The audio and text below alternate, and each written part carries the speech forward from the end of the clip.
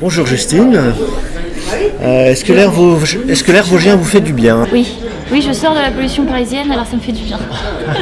Voilà. Oui. Alors, est-ce que vous vous souvenez de votre premier passage sur les planches? Mon premier passage sur les planches. Oui, je devais être encore à l'école de théâtre.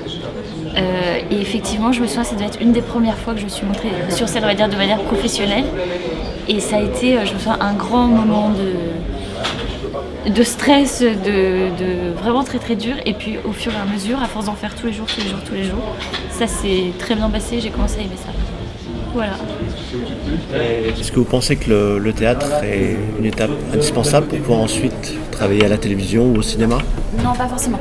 Je pense que c'est une très bonne formation parce que quand on tourne, quand on est cadré, on a par exemple un ingé son tout près de nous, donc on n'est pas obligé de parler outre mesure plus fort que ça. On a tout le corps qui est à vue alors qu'on est cadré comme ça quand on tourne, donc c'est pas tout à fait la même chose, c'est un exercice vraiment différent.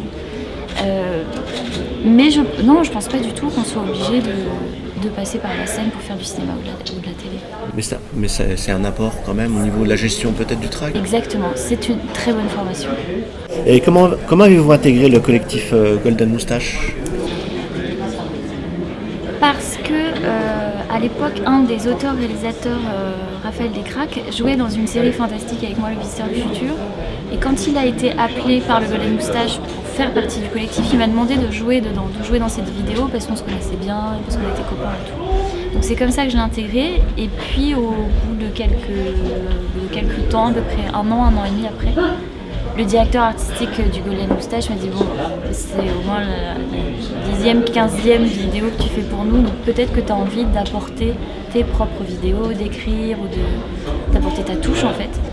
Et c'est ce que j'ai fait et ça s'est bien passé parce que le reste de l'équipe m'a vraiment très bien accueilli. Si on revient au festival, est-ce qu'on peut considérer que le fantastique a bercé votre enfance? Je dirais que le fantastique a bercé mon adolescence parce qu'enfance je regardais pas.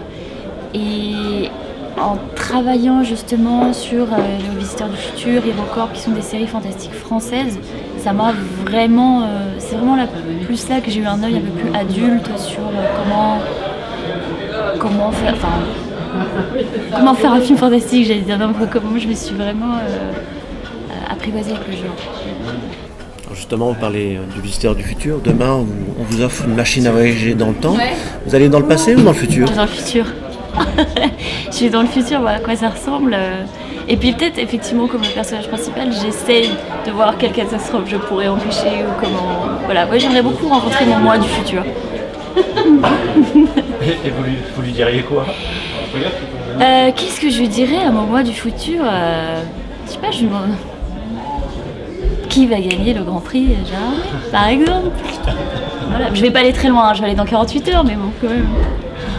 Est-ce que vous allez avoir un critère en particulier pour départager les films ou vous allez le faire au feeling? Non, vraiment, je pense que je vais le faire à l'instinct, au ressenti. Non, j'ai pas de critères, là, je me suis pas fixé de critères particuliers. Et est-ce qu'il y a une chose à laquelle vous êtes plutôt sensible dans les courts-métrages? Alors, ce que j'aime, mais c'est pas forcément dans un court-métrage, c'est dans une fiction en général, c'est assez particulier, c'est comment est-ce qu'un personnage évolue, c'est-à-dire dans le sens la revanche du faible. Comment est-ce qu'on part d'un point de départ zéro pour arriver en fait à ce qui est un peu la structure de beaucoup de scénarios en fait. Et c'est quelque chose qui me touche particulièrement. C'est comment on montre un être humain en fait qui essaye de s'en sortir. C'est ça qui me touche le plus. Qu'est-ce qui vous effraie le plus dans le genre fantastique? Les fantômes. Non. Qu'est-ce qui m'effraie le plus? Le gore. Le gore, j'ai autant... par exemple, j'ai vu It Follows il y a quelques mois et j'ai adoré ce film. Et je l'ai vraiment bien intégré et vu parce que ça n'était pas gore justement. Le corps m'effraie énormément. Est-ce que vous pourriez regarder la caméra et adresser un message à tous les bénévoles, les organisateurs du festival?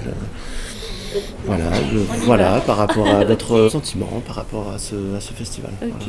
Alors à tous les gens qui s'occupent de ce festival, bénévoles, organisateurs, merci beaucoup pour l'accueil. Voilà, je pense qu'on va se croiser quelque part dans cet hôtel. Merci beaucoup.